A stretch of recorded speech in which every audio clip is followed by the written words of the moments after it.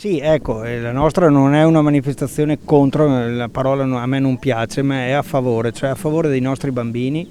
che venga rispettata la libertà dell'innocenza e della purezza del bambino. Il bambino non è merce, il bambino non è un oggetto che va rinchiuso dentro a un armadietto, ma deve poter vivere la propria libertà insieme a tutti i suoi compagni di scuola. Questa è un inizio, una prima data, e l'idea era quella di farla un martedì mattina, appunto, da non avere troppa gente ressa, per non andare contro alle disposizioni di legge che non prevedono gli assembramenti,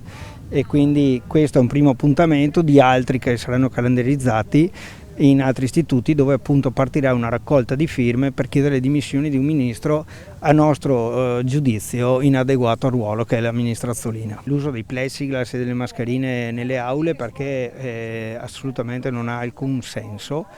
E poi, se posso fare una piccola polemica, qualcuno mi deve ancora spiegare come si fa a riempire un imbuto,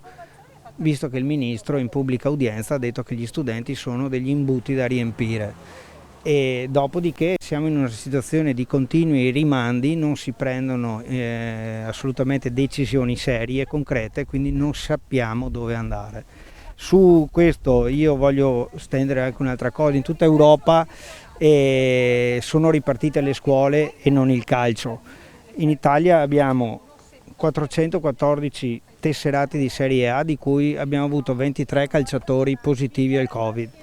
Sempre in Italia noi abbiamo circa 7 milioni di studenti alle scuole statali, e positivi, da quanto risulta dal MIUR, zero. Venerdì è ripartita la Coppa Italia, e questa è la situazione: che i calciatori si riuniscono attorno all'arbitro a protestare a non più di 10 centimetri uno all'altro, e i nostri bambini non potranno ritornare a scuola nella stessa condizione. Quindi voi cos'è che chiedete al ministro Azzolina?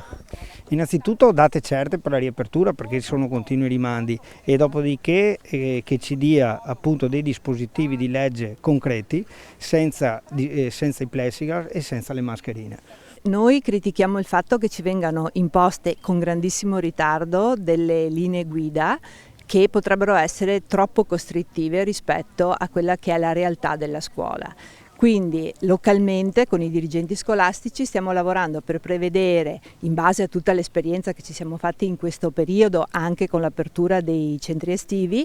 stiamo prevedendo delle azioni molto semplici, di buon senso, che garantiscano il giusto distanziamento tra bambini e insegnanti, che prevedano tantissimo l'uso di spazi esterni. Noi siamo fortunati perché le nostre scuole tutte hanno spazi esterni molto estesi, quindi di prevedere anche delle specie di zone aula fuori, quindi di fare delle azioni molto semplici, di buon senso, che non vadano contro alle regole, ma certamente che non prevedano